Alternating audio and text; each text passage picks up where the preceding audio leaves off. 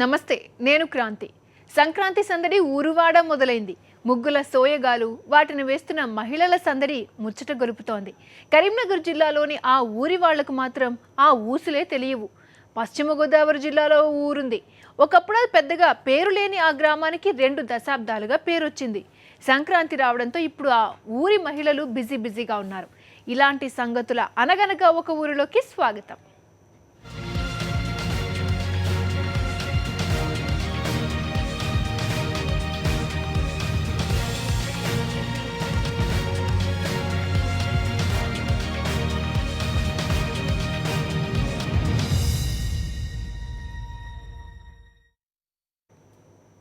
స్వచ్ఛమైన ఆహారం దొరకాలంటే ఈ రోజుల్లో చాలా కష్టం. ఏం తినాలన్నా, ఏం తాగాలన్నా అంతా కలుషితమైపోయాయి. ఫలితంగా ఎన్నో వ్యాధులు మానవాళిని పట్టిపీడిస్తున్నాయి. దాంతో ప్రజల ఆయుష్ నానాటికి తగ్గిపోతోంది. దీనికి విరుగుడు అన్నట్టుగా ఓ గ్రామానికి దగ్గరలోని ఆలయంలో ఓ విశిష్ట కార్యక్రమం జరుగుతోంది. అక్కడ వడ్డించే భోజనం భక్తులను విశేషంగా ఆకర్షిస్తోంది.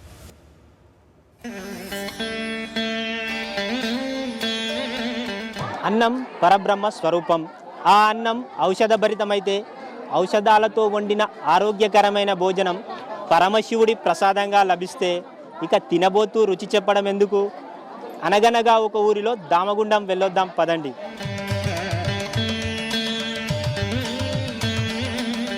ఇది రంగారెడ్డి జిల్లా పూడూరుకు సమీపంలోని దామగుండం రామలింగేశ్వర స్వామి ఆలయం. ప్రకృతి రమణీయత మధ్య ఆహ్లాదకరమైన వాతావరణంలో రామలింగేశ్వరుడు కొలువుతీరాడు.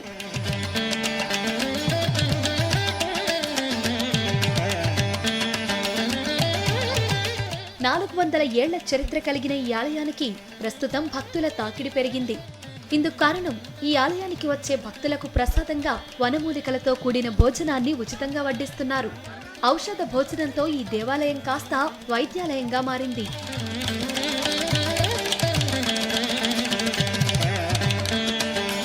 మనిషిలో ఒక ఆధ్యాత్మిక భావన రావాలంటే దేవాలయమే కేంద్రంగా పనిచేస్తుంది ఎప్పుడైనా. ఇది మనకు తెలిసింది.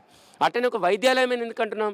ఇప్పుడు ఒక వైద్యాలయం కనిపిస్తున్నది అంటే వాళ్ళకు పొందినటువంటి వ్యాధులు ఈ విధంగా ఒక చెట్ల ఆకులతో కానీ చెట్ల ఏర్లతో తయారు చేసే పదార్థాలు ఇక్కడ భోజనం చేయడం వల్ల రోగాలు తగ్గుతున్నాయని చెప్తున్నారు.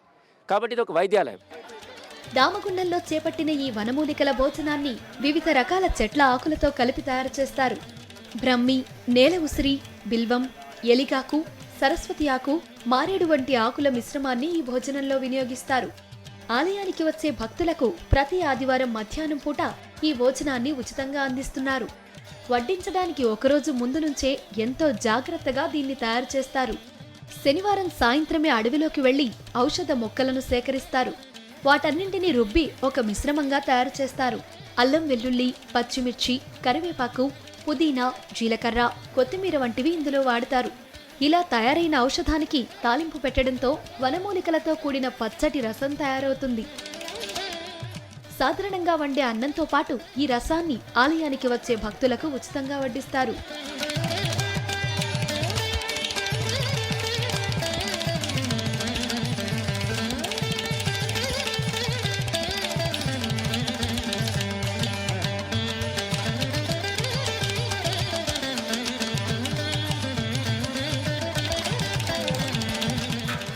ఈ అడవుల్లోనే 15 ఏళ్లుగా ఉంటున్న కేరళకు చెందిన సత్యానంద స్వామి చుట్టుపక్కల ప్రాంత ప్రజల అనారోగ్య సమస్యలపై ఆరా తీసి వనమూలికల భోజనాన్ని అందించాలని నిశ్చయించుకున్నారు. గ్రామస్తులతో కలిసి ఆలయ ఆవరణలోనే ఈ ఔషధ భోజనాన్ని భక్తులకు ప్రసాదంగా అందిస్తున్నారు. వనమూలికల భోజనానికి విశేష ఆదరణ లభిస్తోందని నిర్వాహకులు చెబుతున్నారు. మనం ఒక భోజనం చేసినప్పుడు అది శరీరంకు శక్తి రావడం, దాంతోపాటు ఇక్కడ శక్తితో పాటు రోగాలు కూడా దూరం పోతున్నది.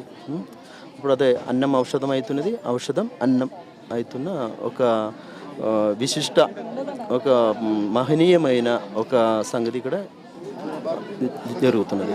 ఈ ఔషధాన్ని ఏ విధంగా తయారు చేస్తున్నారు? ఇది వనమూలికలతోనేసి ఇదిలే మనం వాడుతున్నది బ్రహ్మి, సరసిదాకు, ఎలిగా, నేల ఉసిరి, దాంతోపాటు ఇంకా మిగిలిన ఆకుకూరలు దాన్ని కలిపేసి మనం ఒక భోజనం తయారు చేస్తాం.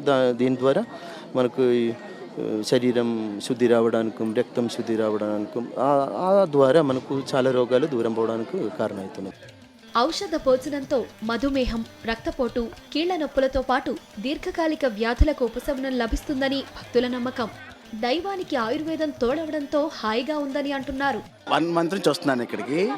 వాళ్ళు మెడిసిన్స్ తయారు చేస్తున్నారు స్వామీజీ గారు. ఏంటంటే కాళ్ళ నొప్పులు, తర్వాత షుగర్ కంప్లైంట్స్ కానీ, తర్వాత బాడీ పెయిన్స్, ఇవన్నీ ఇండైజెషన్ ఇవన్నీ ఆల్మోస్ట్ ఉన్నాయన్నమాట. నాకేంటంటే మోకాళ్ళ నొప్పులు దాదాపు 15 సంవత్సరాలు ఉంది. నేను ఇక్కడికి 4th వీక్ ఎవ్రీ సండే వాళ్ళు ఇక్కడ అన్నదానం చేస్తారు. ఎంతమంది వచ్చినా వాళ్ళు చేస్తూ ఉంటారు అనమాట. సో నేను ఇది 4th టైం చేసుకోవటము నాకు కొంచెం రిలీఫ్ వచ్చింది. నాకు దాదాపు 15 సంవత్సరాల నుంచి నాకు ఈ మోకాళ్ళ నొప్పులు ఇప్పుడు కొంచెం కంట్రోల్ వచ్చింది. నాకు వెరికోస్ వెయిన్స్ ఉందన్నమాట. మామూలుగా అది వెరికోస్ వెయిన్స్, మళ్ళీ మోకాళ్ళ నొప్పులు కూడా ఉన్నాయి. 4 వీక్స్ నుంచి వస్తున్నాము, ఇంకా నెక్స్ట్ వీక్ కూడా వస్తాం. కొంచెం గ్యాస్ట్రిక్ ట్రబుల్ ప్రాబ్లం క్యూర్ అయింది. మోకాళ్ళ నొప్పులు కూడా ఈవెన్ నేను స్టెప్స్ ఎక్కుతున్నాను. ఇక్కడ రావడం వల్ల కొంచెం క్యూర్ ఉంది. ఇక్కడ వడ్డిస్తున్నటువంటి వనమూలికలు ఏవైతే ఉన్నాయో సర్వరోగ నివారిణి. ముఖ్యంగా ఏంటంటే పురాతన కాలం నుండి మన దేశంలో సంస్కృతి సాంప్రదాయాలు విశ్వానికి ఆచరణీయం కాబట్టి ఇలాంటి వాటిని మనం పరిరక్షించుకోవాలి, విశ్వవ్యాప్తం చేయాలి అని అంటే కూడా వీటిని ప్రభుత్వం టేకప్ చేసి అభివృద్ధి చేస్తే బాగుంటుందని. అంతేకాదు ఈ దామగుండం రామలింగేశ్వర స్వామి ఆలయానికి మరో స్పెషాలిటీ కూడా ఉంది. జలగండం, వాయుగండం, వాహనగండం, యమగండం, నమ్మినోళ్లకు నమ్మినన్ని గండాలు. ఈ గండాల నుంచి గట్టెక్కడానికి మార్గాలున్నాయట. చుట్టూ అడవి, ఆపై ఆహ్లాదకరమైన వాతావరణంలో విస్తరించి ఉన్న ఈ ఆలయం చాలా పురాతనమైనది. ఈ గుడి పక్కనే ఉన్న గుండాలో స్నానం చేస్తే అన్ని గండాలు తప్పుతాయని భక్తుల నమ్మకం.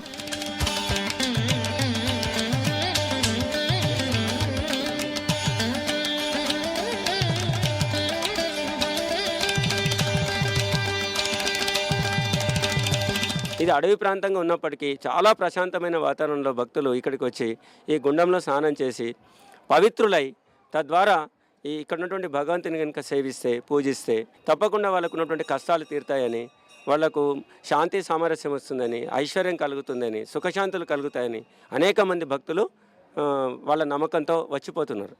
మొత్తానికి ఈ గుండంలో స్నానం ఆచరిస్తే ఏ గండము దరిచేరదంటున్నారు భక్తులు.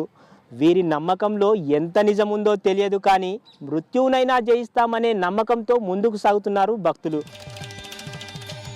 కాకతీయుల కాలంలో నిర్మించిన ఈ ఆలయం పూర్తిగా శిథిలావస్థకు చేరింది. ప్రభుత్వం వెంటనే మేలుకొని ఈ పురాతన దేవాలయాన్ని అభివృద్ధి చేయాలని భక్తులు కోరుతున్నారు. మన జాతి, సంస్కృతి, మన కళలన్నింటినీ మన ప్రభుత్వము మేల్కొల్పి అభివృద్ధి పరిచి విశ్వవిఖ్యాతంగా చేయాలనుకుంటుంది. కాబట్టి ఈ దామగుండ క్షేత్రాన్ని కూడా తెలంగాణ రాష్ట్రంలో మేటిగా నిలపాలని ప్రభుత్వాన్ని మేము కేసీఆర్ గారిని కోరుతున్నాము. ప్రతి ఆదివారం పిక్నిక్ స్పాట్గా మారిపోయింది ఈ వైద్యాలయం. హైదరాబాద్ నుంచే కాకుండా సుదూర ప్రాంతాల నుంచి కూడా భక్తులు పెద్ద సంఖ్యలో కుటుంబ సమేతంగా ఈ దామగుండం రామలింగేశ్వర స్వామి ఆలయానికి తరలివస్తున్నారు. మొత్తానికి ఆహ్లాదకరమైన వాతావరణంలో ఔషధ భోజనం భక్తుల కడుపు నింపుతోంది. మొత్తానికి దామగుండంలో ప్రతి వారం జాతరను తలపిస్తుంది. దైవ దర్శనంతో పాటు ఆరోగ్యవంతమైన భోజనం దొరకడంతో భక్తుల సంఖ్య రోజురోజుకు పెరుగుతుంది. వీడియో జర్నలిస్ట్ ఎం శ్రీనివాస్తో విక్రమ్, సాక్షి టీవీ, రంగారెడ్డి జిల్లా.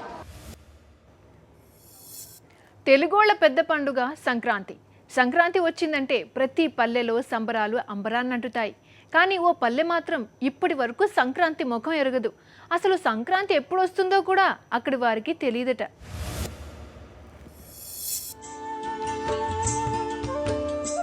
కొండ కోనల మధ్యన కుగ్రామం,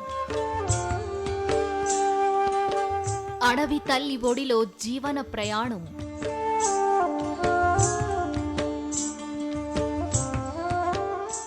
దీపావళి తప్ప మరో పండుగ ఎరుగని జనం.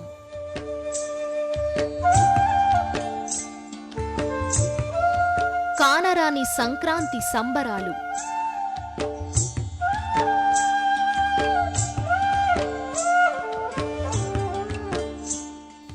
రాష్ట్రంలో సంక్రాంతి పండుగ అంటే తెలియని గ్రామాలు ఉన్నాయంటే నమ్ముతారా? అయితే చూడండి, ఇది కరీంనగర్ జిల్లా రాయకల్ మండలం చిలకలగూడెం. ఇక్కడి వారికి సంక్రాంతి పండుగ అంటే ఏంటో తెలియదు. రాష్ట్రమంతా సంక్రాంతి పండుగ ఏర్పాట్లు చేసుకుంటుంటే ఈ గూడెంలో మాత్రం చడీ చప్పుడు ఉండదు. పిండి వంటల ఘుమఘుమలు లేవు. ఇంటి ముందు గొబ్బెమ్మలు, రంగురంగుల ముగ్గులు అసలే కనిపించవు.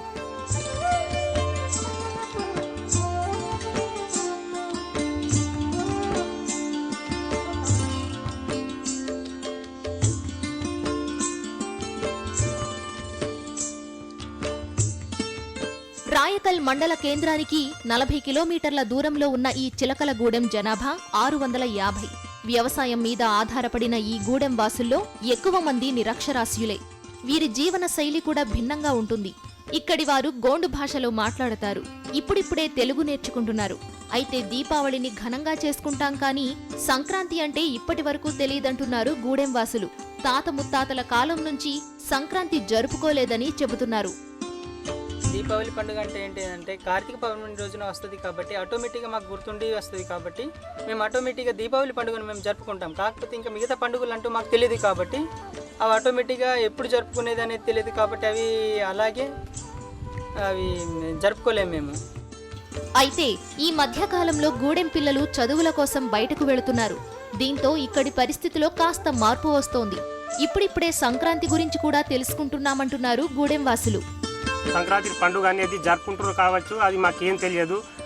మేము మారుమూల ప్రాంతంలో ఉంటున్నాం కాబట్టి ఆ పండుగ గురించి అసలు మాకు ఏమనేది తెలియదు. చిన్న చిన్న పిల్లగాళ్ళు అట్లాంటి బయట చదువుకునే పిల్లగాళ్ళు ఇట్లా ముగ్గులు వేసుకుంటూ సంక్రాంతి పండుగ అన్నప్పుడు చక్కనప్పలు చేసుకుంటూ అని అన్నప్పుడు వాళ్ళు చెప్పినప్పుడు మేము ఇట్లా చిన్న ముగ్గులు వేసుకుంటూ చక్కనప్పలు చేసుకుంటూ అంత పెద్ద జరుపుకుంటున్నాం తప్ప కానీ మేము అంత పెద్ద ఘనంగా మాత్రం మేము సంక్రాంతి పండుగ జరుపుకోవడం లేదు సార్. ఆండ్రాయిడ్ ఫోన్లతో చేతిలోనే విశ్వాన్ని చూస్తున్న ఈ రోజుల్లో పండుగలు కూడా తెలియని పల్లెలు ఉన్నాయనడానికి చిలకలగూడెమే నిదర్శనం. సాక్షి న్యూస్, కరీంనగర్ జిల్లా. Welcome back. అనగనగా ఒక ఊరు, నిత్యం పిండి వంటకాల తయారీతో ఒక్కటే సందడి.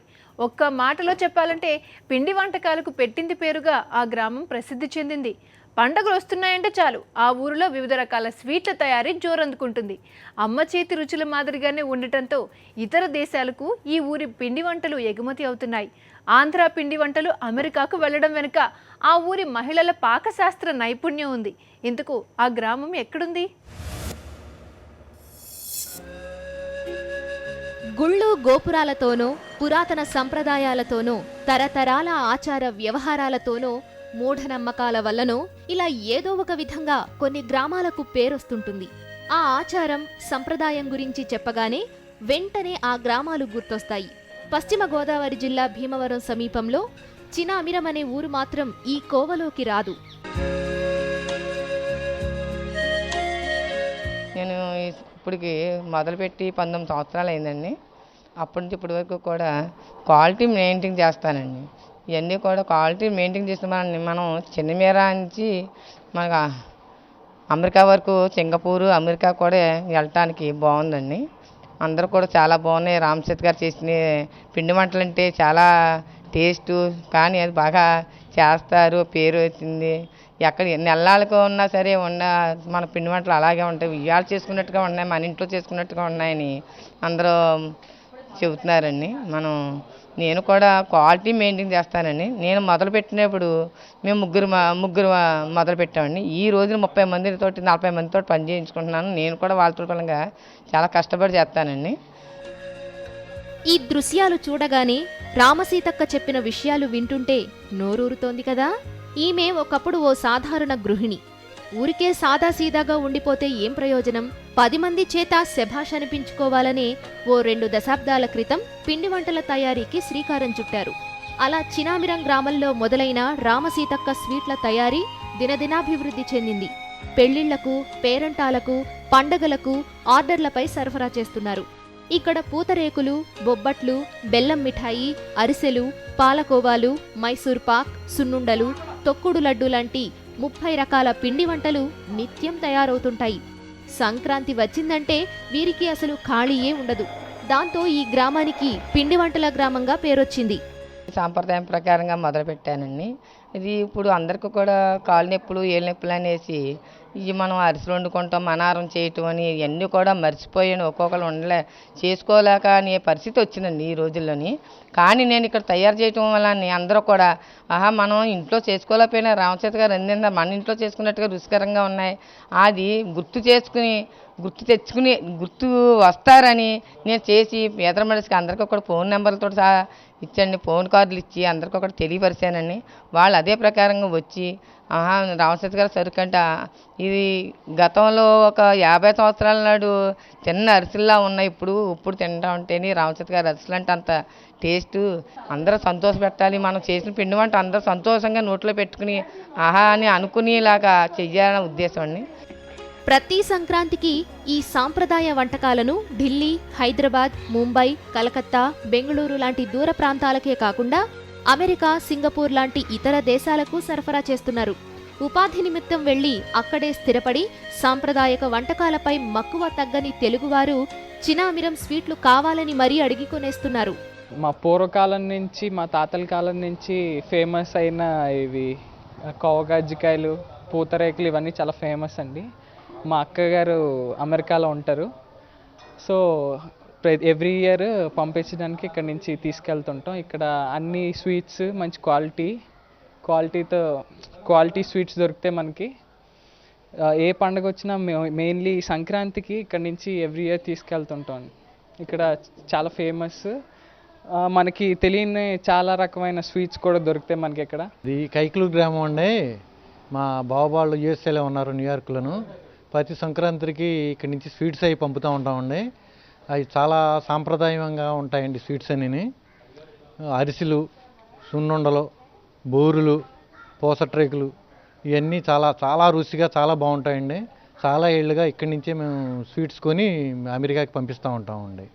అంతేకాకుండా మామూలుగా ఈ ఫంక్షన్లకు కూడా, పెళ్ళిళ్ళకి కానివ్వండి, మన ఎంగేజ్మెంట్స్ కానీ అన్నిటికి ఇక్కడి నుంచే పంపుతామండి. చాలా బాగుంటాయండి, తక్కువ రేటు కూడా వస్తాయండి, చాలా కాలం నిల్వ ఉంటాయండి. ఒకప్పుడు 1/2 కేజీ నూనెతో ప్రారంభమైన చినామిరం పిండి వంటల తయారీ ఇప్పుడు రోజుకి 100 కేజీల పైనే నూనె వినియోగించే స్థాయికి పెరిగింది. ఇక్కడ తయారైన పిండి వంటలు కేజీకి 100 రూపాయల నుంచి 200 రూపాయల మధ్యలోనే ఉంటాయి. ధర తక్కువగానే ఉన్నా నాణ్యతలో మాత్రం వీరు రాజీ పడరు. ఇటీవల కాలంలో ధరలు బాగా పెరిగిపోయి ఇబ్బందికర పరిస్థితులు వచ్చినప్పటికీ సంప్రదాయక వంటకాలను తెలుగువారు మర్చిపోకూడదనే ఉద్దేశంతో చాలా తక్కువ లాభానికే వీటిని తయారు చేస్తున్నారు. సంప్రదాయ పిండి వంటకాలను కొత్త తరాలు కూడా ఆస్వాదించాలనే ఆకాంక్షతో ముందుకు సాగుతున్నారు.